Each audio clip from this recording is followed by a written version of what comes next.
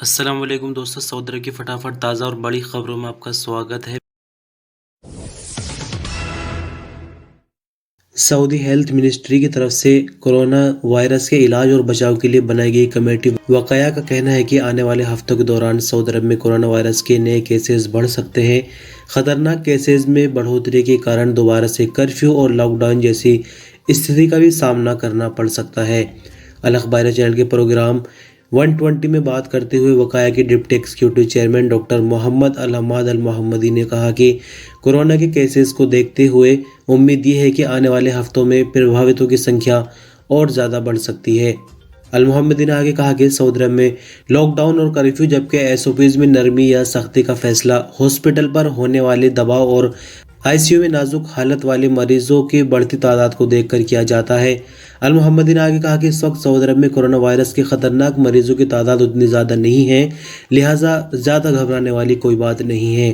मोहम्मदी ने आगे ताकीद की कि लोगों को चाहिए कि वो वायरस से बचाव के लिए बनाए गए एसओपीज की पूरी तरह से पाबंदी करें।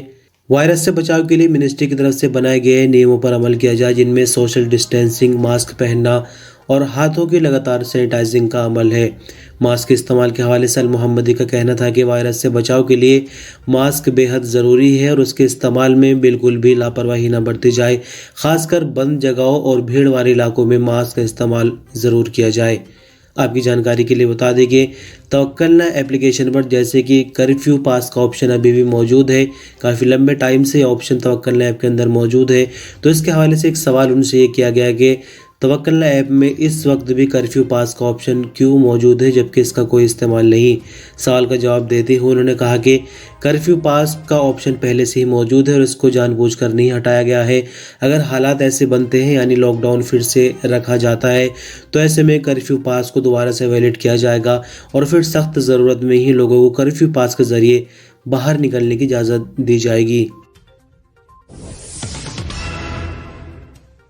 सऊदी अरब के ऊपर हूथियों की तरफ से लगातार हमले होते रहते आप अक्सर सुनते हैं और इसमें हैरान होने वाली कोई बात नहीं, लेकिन सुनने में अक्सर यही आता है कि इस हमले से कोई जानी या माली नुकसान नहीं हुआ है।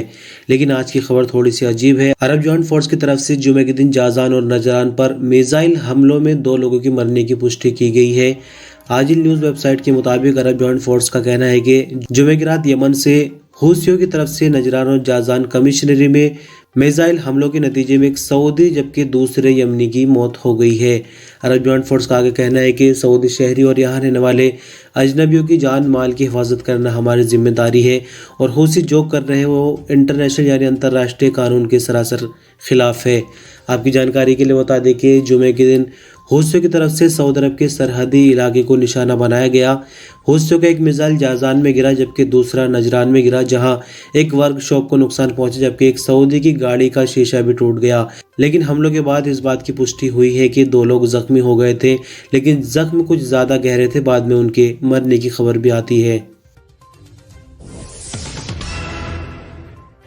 रियाज सीजन के मैनेजमेंट ने प्रोग्राम बॉलीवुड रियाज सिटी में आने वाले दर्शकों पर मास्क के इस्तेमाल की पाबंदी लगा दी है। इस हवाले से जारी बयान में कहा गया है कि प्रोग्राम में आने वाले दर्शक, खाने पीने का सामान बेचने वाले वेंडर्स और जो मैनेजमेंट के बंदे हैं, सब पर अब मास्क जरूरी कर दिया जाता है, यानी हर एक को अब मास्क लगाकर रखना होगा।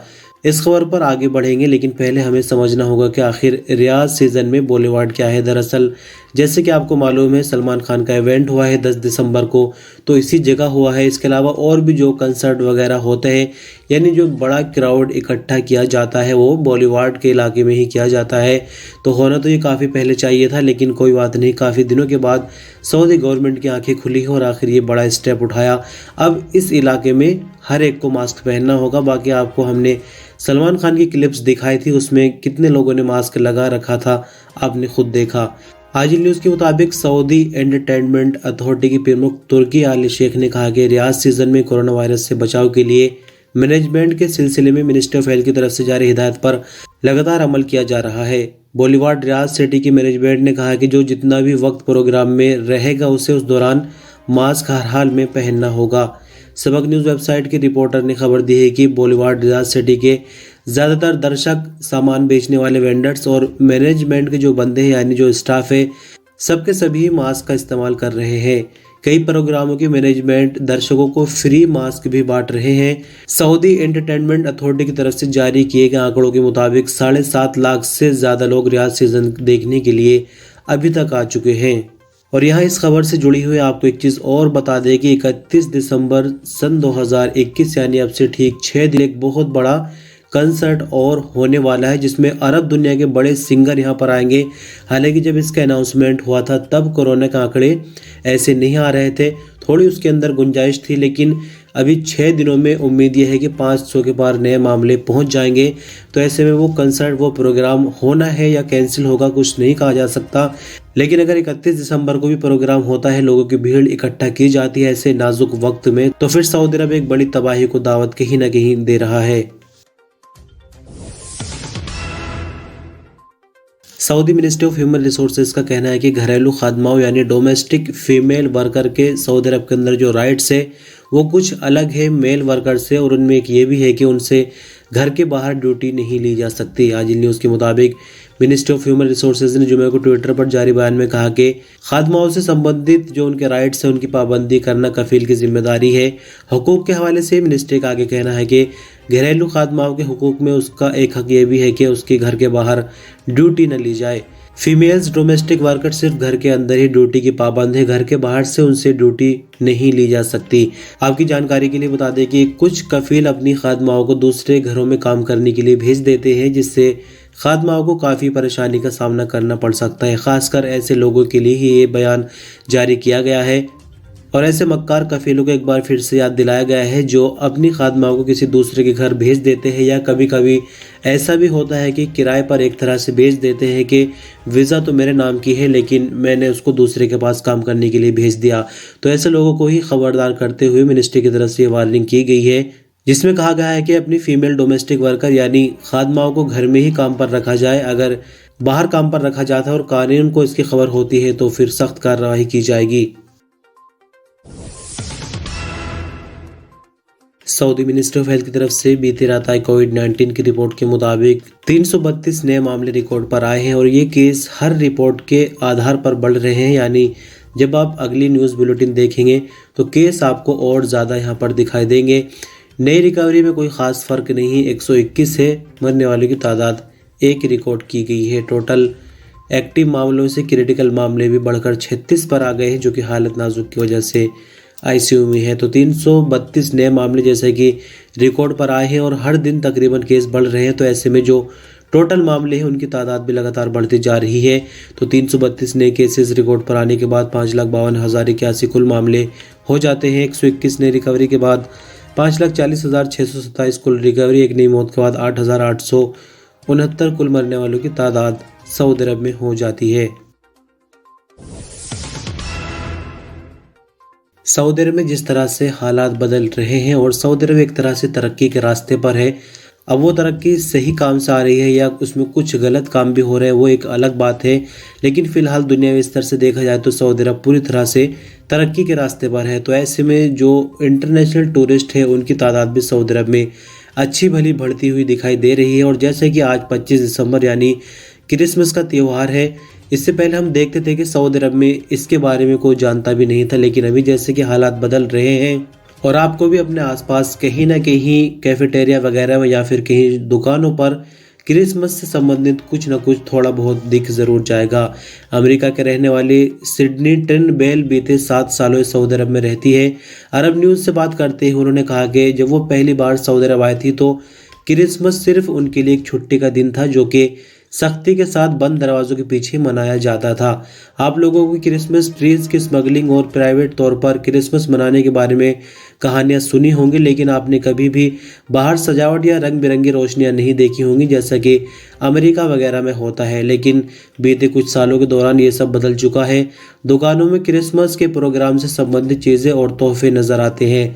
सिडनी टर्नबेल का कहना है कि वो इस वक्त हैरान हो गई जब एक लोकल कैफे और रेस्टोरेंट ने क्रिसमस से संबंधित स्पेशल डिश का कैलेंडर पेश किया। बीते दिन मुझे रियाज के एक रेस्टोरेंट से ईमेल भी आया जहां नया साल मनाने का प्रोग्राम होना है। ये बात कुछ साल पहले तक सऊदी अरब में अजीब लगती थी। जद्दा में रहने वाले 35 साल के इटालियन एनार्को कैतेनिया ने अरब न्यूज़ को बताया कि कोरोना वायरस की वजह से जो ट्रैवल बैन लगा हुआ है तो इस साल वो अपने घर नहीं जाएंगे। एनआर को कहते हैं क्रिसमस दोस्तों के साथ मनाएंगे और अपने परिवार से इस बार नहीं मिलेंगे। इस बार सऊदी अरब में जैसे कि क्रिसमस को एक नया रूप दिया जा रहा है तो ऐसे में उनका कहना यह है कि वो इस त्योहार को सऊदी अरब में ही मनाएंगे और खुद को घर जैसा महसूस करेंगे। तो यहाँ पर और भी कई लोगों के इंटरव्यू है इस तरह के जो कि ब्रिटिश देशों से ताल्लुक़ रखते हैं और सऊदी अरब के अंदर काफ़ी लंबे टाइम से किसी भी मकसद से, जॉब के मकसद से है या उनका कोई अपना बिजनेस है। तो कई इंटरव्यू यहाँ पर है लेकिन टाइम के चलते उनको नहीं पढ़कर सुना सकेंगे। आपको सिर्फ थोड़ा सा यही बताना था कि सऊदी अरब अब कितना बदल चुका है।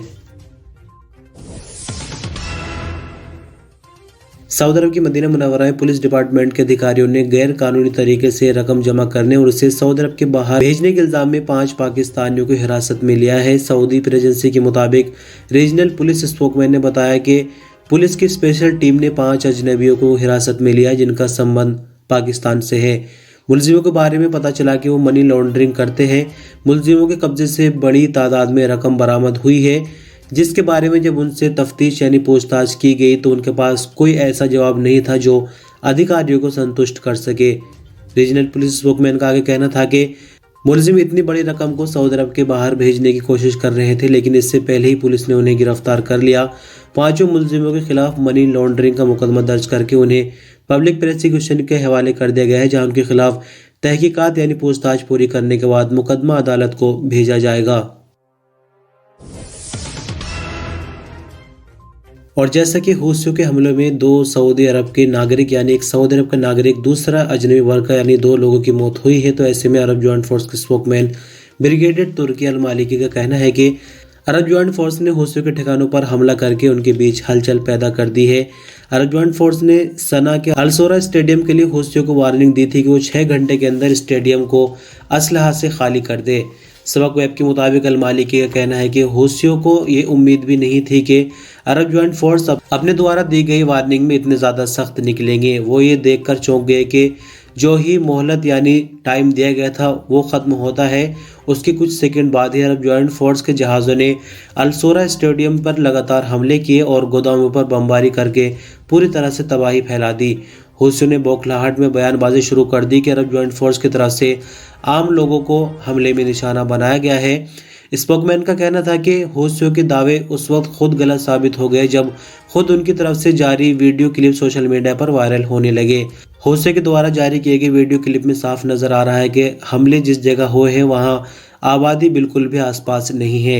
इससे यह बात साबित हो जाती है कि हूथी स्टेडियम को असलहा गोदाम के तौर पर इस्तेमाल कर रहे थे। दूसरी तरफ अरब ज्वाइंट फोर्स की तरफ से एक और बयान जारी किया गया है जिसमें बीते 24 घंटों के दौरान मारब में हूथी के ठिकानों पर 42 हमले किए गए जिनमें 20 हूथी गाड़ियों को काफी नुकसान पहुंचा है और 243 से ज्यादा हूथी मारे गए हैं। तो दोस्तों इस तरह से आज के इस न्यूज़ बुलेटिन की आखिरी खबर थी। बहुत शुक्रिया, आपने अपना कीमती वक्त दिया, वीडियो को पूरा देखा, अंत तक बने हुए हैं। अपना ख्याल रखिएगा। अल्लाह हाफिज़।